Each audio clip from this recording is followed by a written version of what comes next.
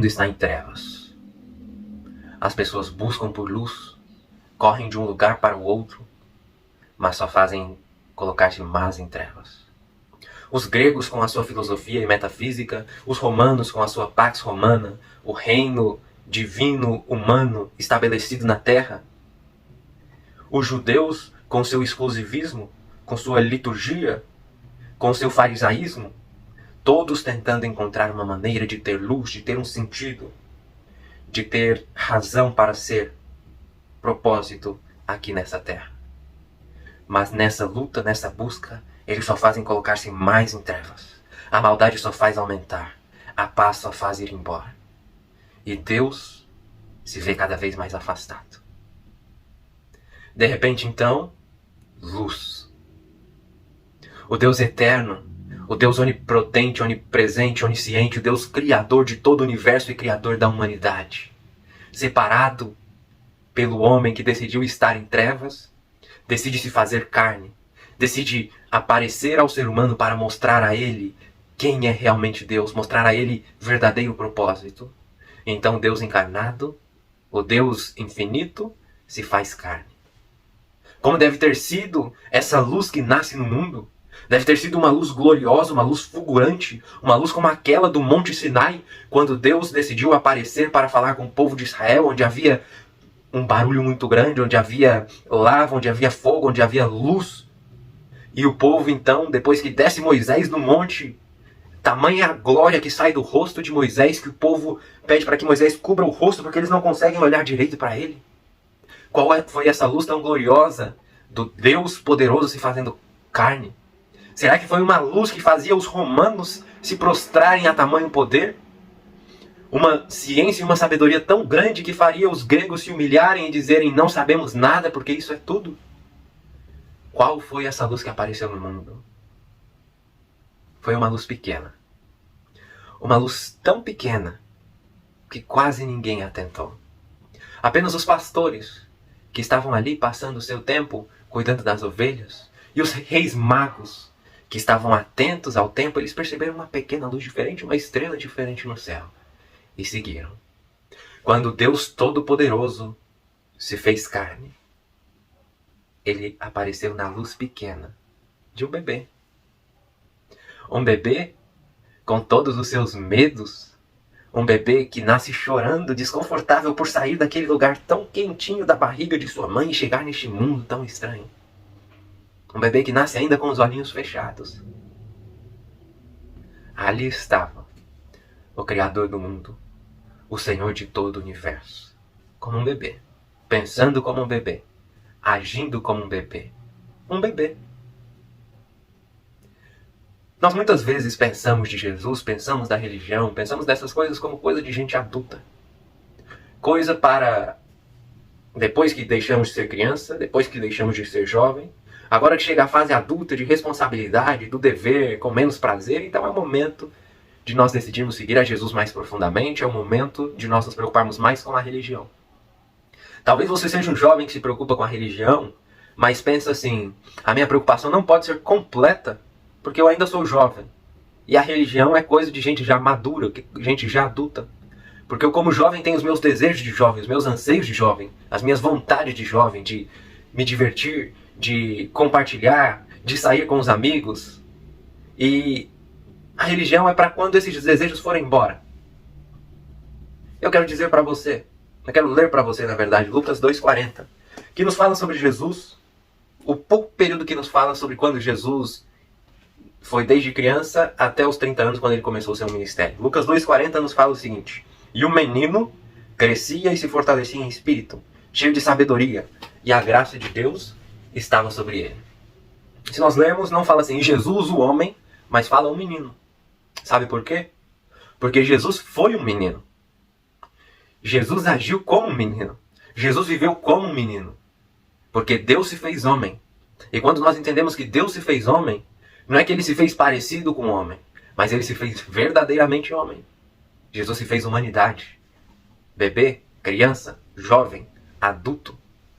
E agora, nós podemos olhar para Jesus e imaginar Jesus com os mesmos anseios, com as mesmas necessidades de compartilhar, de se divertir, de brincar, que nós jovens temos.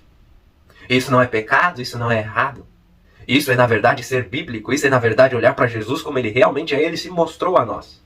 Então, se alguém chegar e for brigar com você por causa da sua energia, por causa do seu desejo de compartilhar, leia esse texto para ele e diga: Jesus foi um jovem como eu. Então, você não precisa dizer: religião, Jesus é para quando eu for adulto. Você pode saber que Jesus foi um jovem como você. Então, os seus atos, os seus desejos de jovem não são condenados por Jesus, mas são apoiados e confirmados pela vida dele como jovem. Agora, nós chegamos em um ponto interessante. Porque se Jesus foi um jovem como você, você tem o direito de ser um jovem e de aproveitar a sua juventude. Porque o próprio Jesus o fez. Mas, se Jesus foi um jovem como você, isso significa que você pode e você deve ser um jovem como Jesus. Isso significa que você é livre para correr, para brincar, para compartilhar, para aproveitar a sua juventude. Mas isso quer dizer também que você não pode dizer: Jesus não conhece os meus desejos, por isso eu posso aproveitar de todas as maneiras, porque Jesus não viveu a juventude. Agora nós chegamos aqui em uma coisa interessante, um ponto interessante. Jesus foi um jovem como você.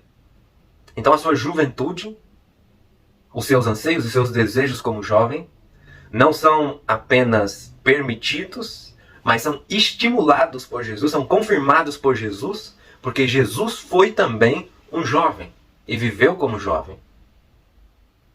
Agora, se Jesus foi um jovem, e Jesus pôde viver sua vida perfeita como um jovem, com os seus desejos da sua juventude, isso significa também, não apenas que Jesus foi um jovem como você, mas significa que você pode ser um jovem como Jesus.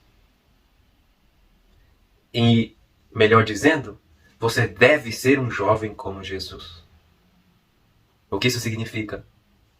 Que você deve aproveitar a sua juventude, deve compartilhar, deve brincar, deve viver o máximo possível de tudo isso. Não deve pular essa fase tão maravilhosa.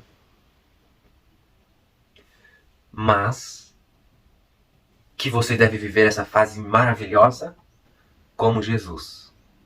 Jesus viveu uma vida perfeita. Jesus foi o jovem perfeito.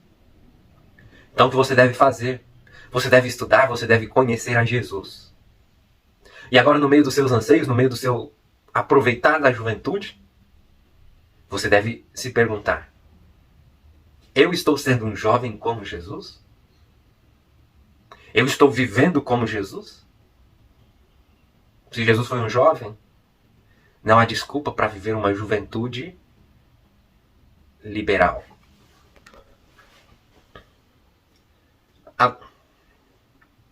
Agora nós chegamos em um ponto interessante.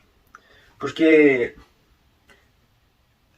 Jesus foi um jovem como nós.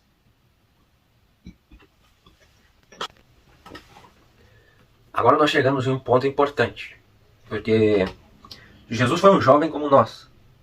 Isso significa que a nossa juventude não é bloqueada por Jesus, mas pelo contrário. Ela é permitida e estimulada. Porque nós podemos olhar para Jesus e dizer: Jesus também foi um jovem como eu. Só que tem um porém. Muitas vezes nós dizemos: não, Jesus não entende, isso é coisa de adulto. Porque nós queremos ter uma desculpa para fazer o que nós queremos durante a nossa juventude.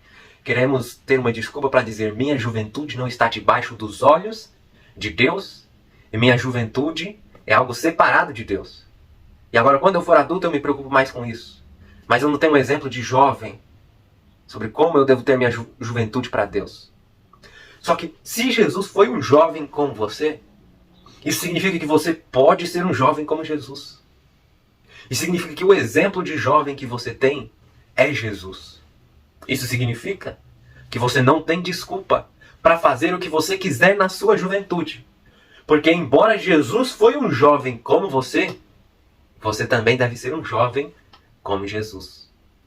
E agora, no meio então do seu ânimo, no meio da sua vontade, dos seus desejos de compartilhar como jovem, você deve fazer duas coisas. Primeiro dizer, eu tenho o direito de fazer isso. Mas agora atentar para o dever que você tem, que é o dever de se perguntar, se eu fizer isso, eu serei um jovem como Jesus? Eu estarei fazendo o que Jesus faria? Ou eu estarei indo contra Jesus? Jesus foi o exemplo de homem perfeito, para todas as esferas. Uma criança pode olhar para Jesus e entender como ela pode ser uma criança perfeita. Um jovem deve olhar para Jesus para aprender como ele pode ser um jovem perfeito. E Deus criou o homem. Deus sabe o que há no coração do homem. Deus sabe o meu desejo, Deus sabe o seu desejo, Deus sabe o que pode te fazer realmente feliz. Nós não sabemos. Ou nós achamos que sabemos. Agora Deus sabe. E Deus se fez homem aqui, para que nós olhássemos para Ele e soubéssemos o que pode nos fazer feliz. Portanto, se você quer ter uma juventude feliz, uma juventude intensa, aproveitando ao máximo, o que você deve fazer? Olhe para Jesus e agora seja um jovem como Jesus.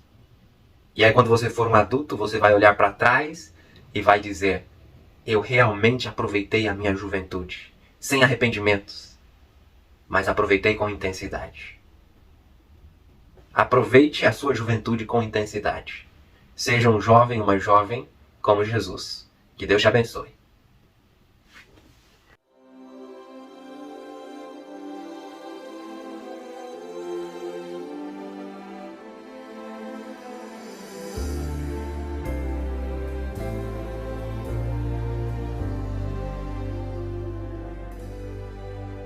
Como um raio de luz, rasgando uma noite escura, seu nascimento traduz.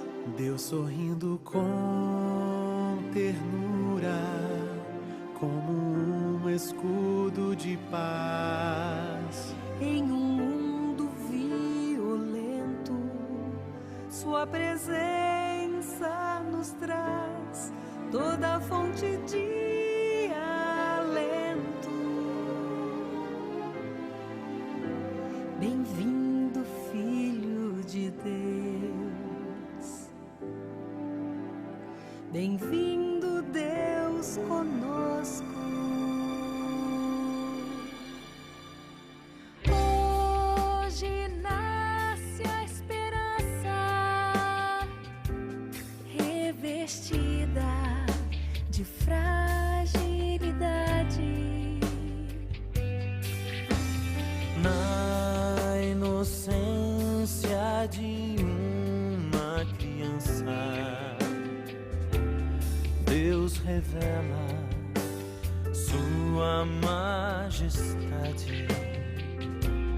Hoje nasce nova vida para um pecador como eu. Um bebê veio representar a mais pura forma de amar. Nasce a esperança.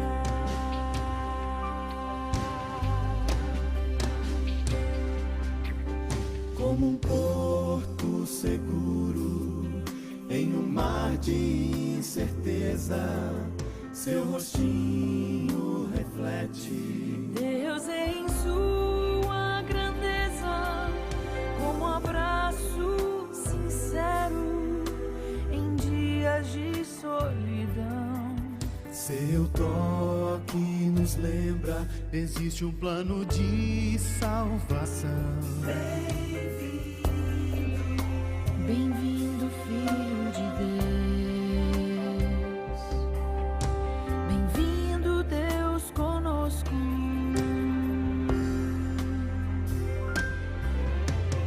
Hoje nasce a esperança,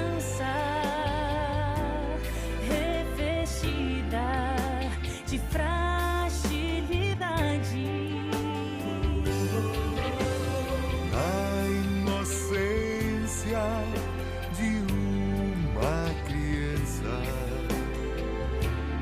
Deus revela sua majestade.